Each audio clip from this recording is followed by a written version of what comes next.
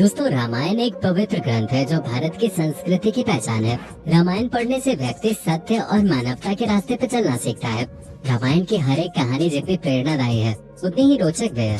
रामायण में बताए गए हर एक किरदार प्रभावशाली है। हर एक किरदार से जुड़ी कहानी हमें प्रेरित करती है और सीख देती है। रामायण के हर किरदार की तरह कुंभकर्ण की कहानी भी काफी रोचक और मजेदार भी है। कुंभकर्ण अपनी भूख और नींद के लिए काफी प्रसिद्ध था, क्योंकि राक्षस कुल का होने के बावजूद वो 6 महीने सोता था और एक दिन जागता था। दोस्तों, हर कोई जानता है कि कुंभकर्ण बहुत सोता था, लेकिन उसके सोने के पीछे की वजह क्या थी ये शायद बहुत कम लोग जानते हैं। और आज की वीडियो में हम आपको रामायण के कुंभकर्ण की नींद के पीछे की असली वजह बताने वाले हैं कि आखिर किस कारण उसे 6 महीने तक सोने का श्राप मिला। साथ ही ये भी बताएंगे कि उसने अपने भाई रावण को युद्ध रोकने और भगवान श्री राम से माफी मांगने को क्यों बोला था।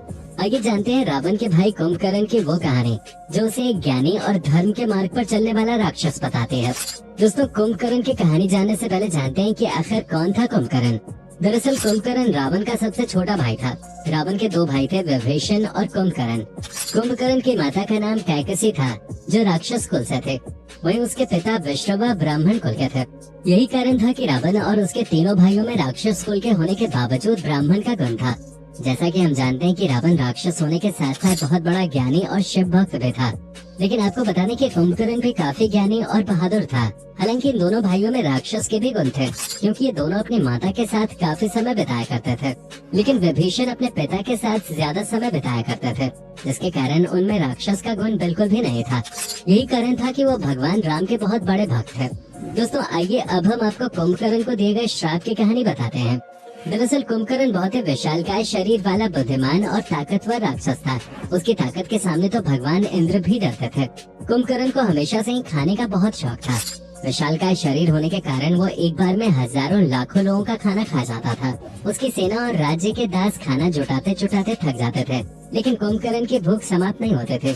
एक दिन कुंभकर्ण ने सोचा कि यदि भगवान ब्रह्मा की तपस्या करें और उनसे वरदान में स्वर्ग का सिंहासन मांग ले, तो जीवन भर उसे पेट भर के खाना खाने को मिलेगा।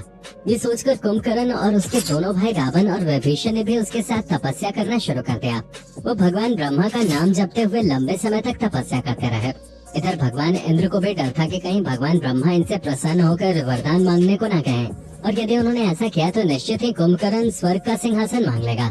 ये डर उन्हें सता रहा था और यही चिंता लेकर भगवान इंद्र माँ सरस्वती के पास जाते हैं और अपनी सारी चिंता उन्हें बताते हैं, जिसके बाद माता उनकी मदद का आश्वासन देती है।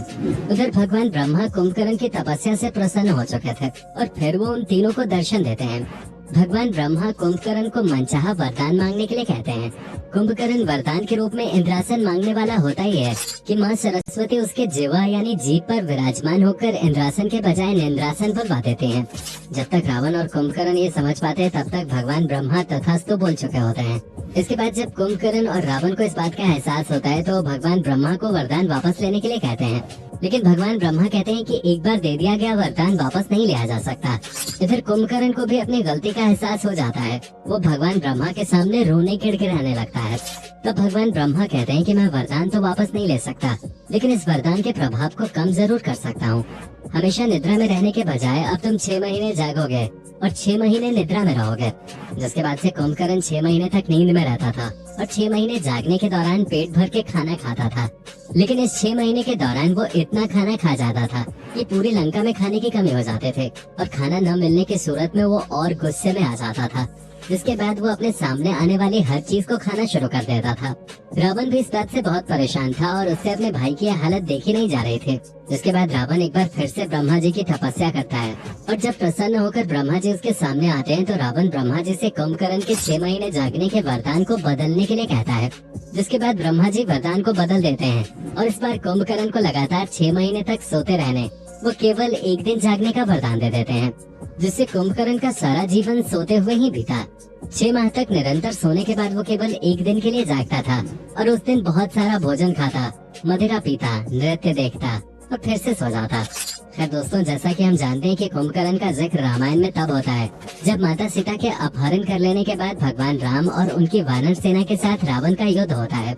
रावण की विशाल सेना जब भगवान राम की सेना के सामने हारने लगती है, तब अंत में रावण अपने भाई कुंभकर्ण की मदद लेने की सोचता है।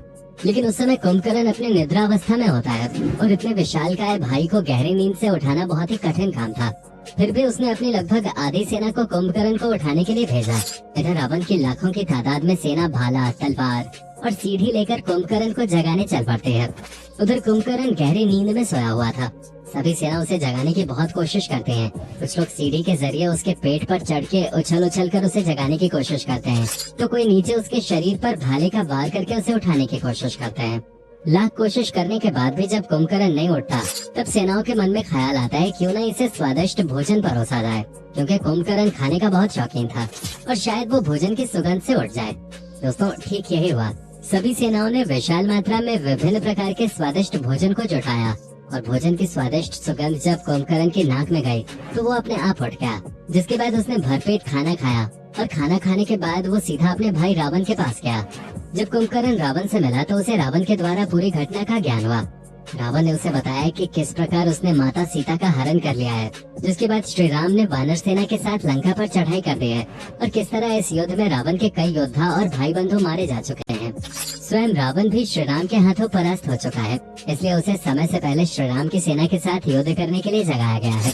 दोस्तों, उस वक्त कुंभकर्ण को यह आभास हो गया था कि श्री राम कोई और नहीं बल्कि नारायण का अवतार है और माता सीता स्वयं माँ लक्ष्मी का। उसने भूतकाल में घटित हुई कुछ घटनाओं का उदाहरण देकर रावण को समझाने का प्रयास किया कि वो माता सीता को लौटा दे तथा श्री राम की शरण में चला जाए।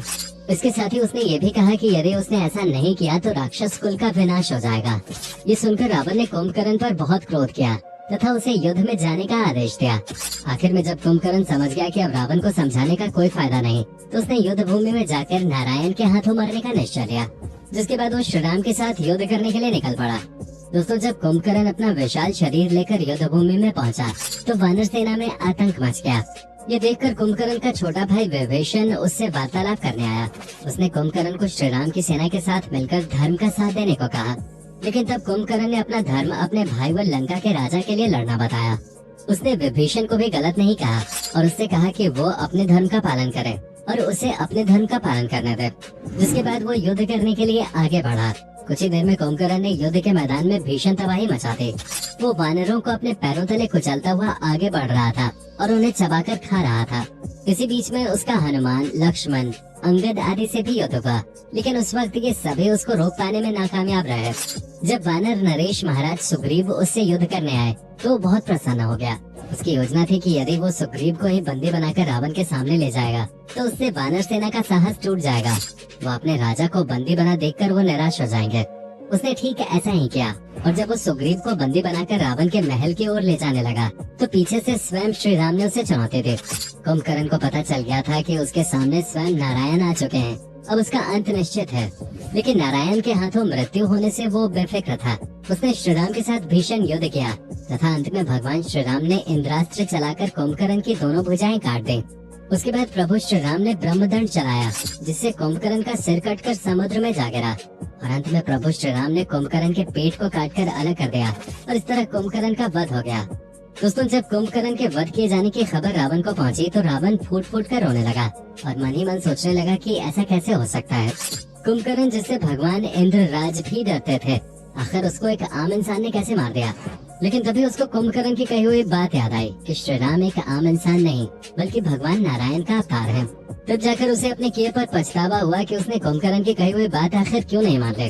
तो दोस्तों, ये थी कहानी रावण के भाई कुंभकर्ण के, जो राक्षस कुल से होने के बावजूद धर्म पर विश्वास रखता था। उम्मीद करते हैं कुंभकर्ण पर हमारी आज की ये पेशकश आपको पसंद आई होगी। अगर पसंद आई है तो वीडियो को लाइक करके अपने दोस्तों के साथ शेयर करना ना भूलें और ऐसी ही वीडियोस के लिए इस चैनल को सब्सक्राइब करके बेल नोटिफिकेशन को भी जरूर ऑन कर लें। धन्यवाद।